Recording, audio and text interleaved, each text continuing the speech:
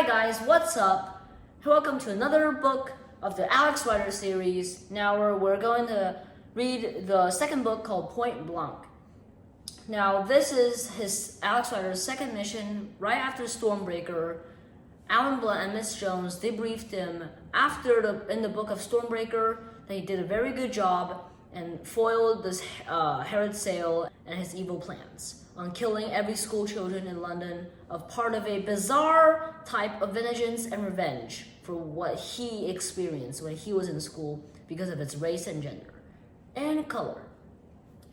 So in this book, Alex finds out that a school called Point Blank, which is called White Point, translated into English, is a finishing school for really rich boys.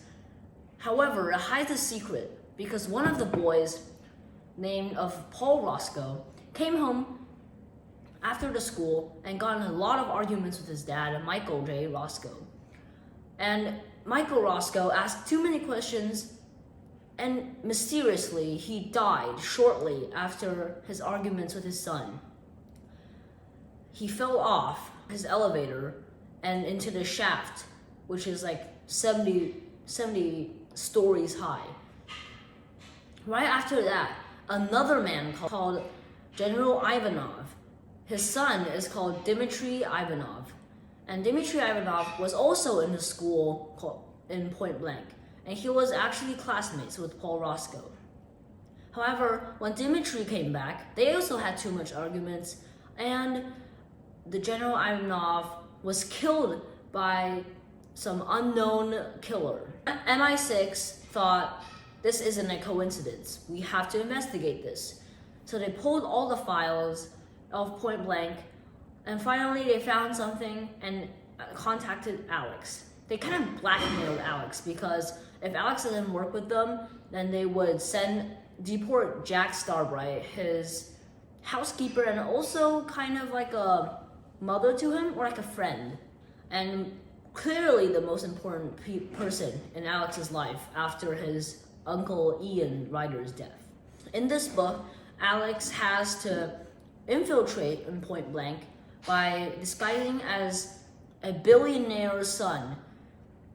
He disguises himself as Alex's friend, the son of Sir David Friend, who owns a ton of supermarkets and also markets online.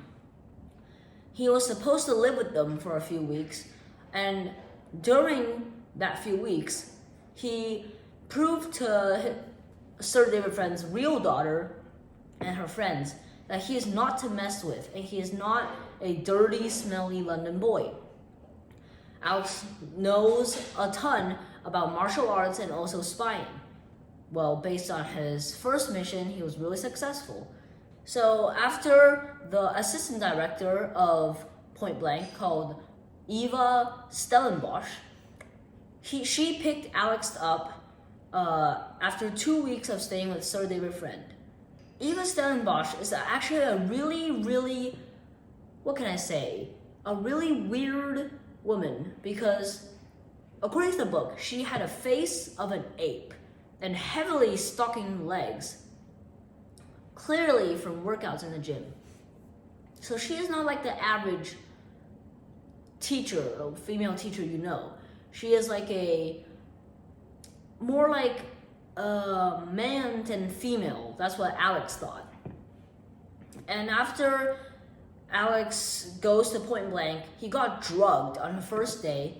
Well, he didn't know it. A man called Baxter found all his information about Alex, and actually made a surgery of another boy to be the exact same replica as Alex. And while Alex doesn't notice until the end of the book says it during the middle of it, and how Eva Stellenbosch was also a part of this, and she gave the order to strip down Alex to his underwear and see all his clothes, see his body shape, his blood type, his eye color, his hair color, all his tiny details, and replicate it on another boy. It was all part of a huge plot called the Gemini Project. The leader on this Gemini Project is Dr. Hugo Grief.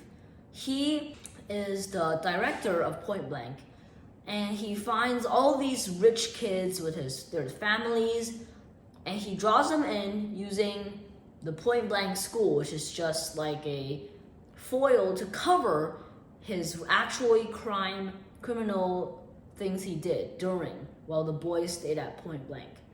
Alex was also given a ton of gadgets by Smithers, the gadgets master at MI6.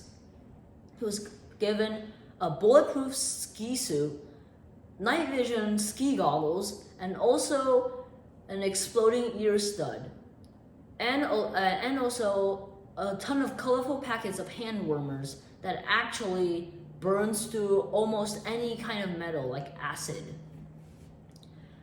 And while Alex knows all this, he was told that because Point Blank had 4 floors, he was told that the second and third and fourth and the basement was off limits, and only the first floor was okay.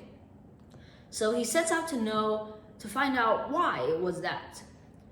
He soon finds out that of every boy in the school, there was a replica of him actually surveying the boy, and also looking at his manners, his living style, his language, his looks, even like his tone in his voice.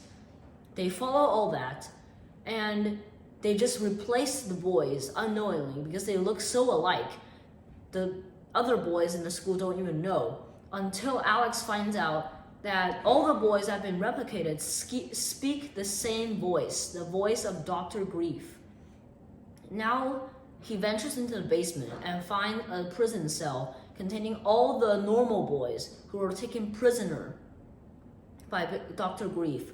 And Dr. Grief planned to kill them once the duplicates sent out to their families, and to trick their parents into thinking that it was their son, and their son was perfect after Point Blank. Now Alex finds that out, but however, he didn't know that the cell was wired for sound, and Eva Stellenbosch knocked him out by slapping him on the face and also using a series of punches.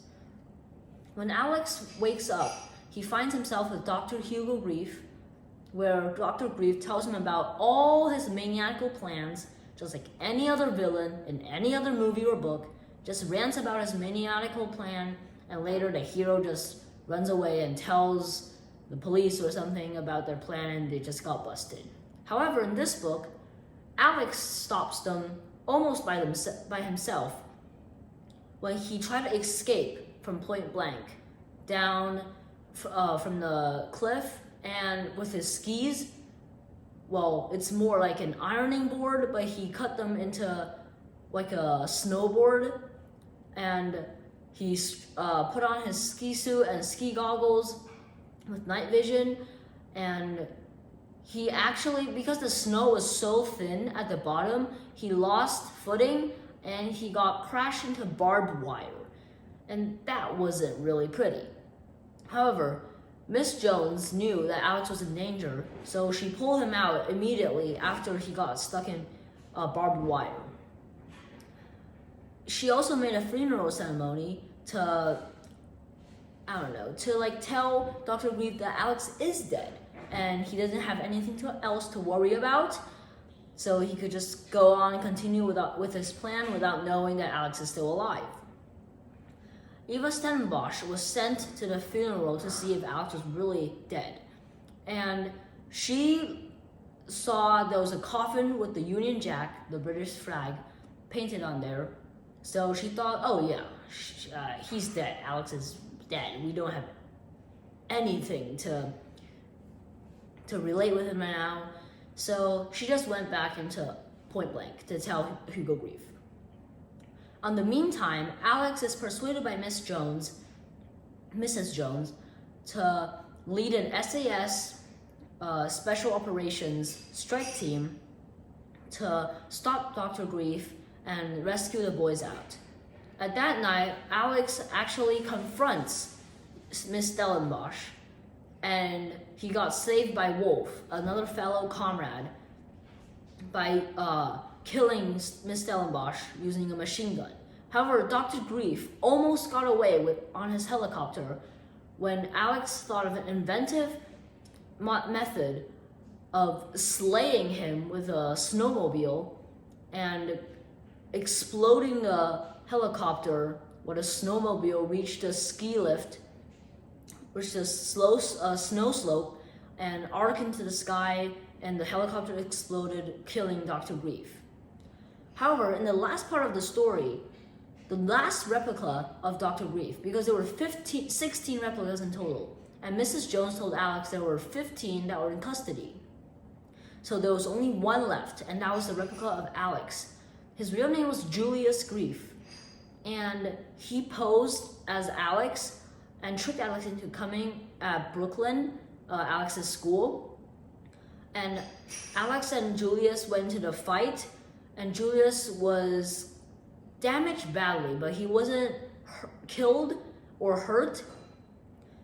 And Julius will appear in more Alex Rider books later on, and you'll see how they finally figured out their differences, and they might become friends. But that is still debatable, because I'm not going to tell you anything about the rest of the books. Until next time.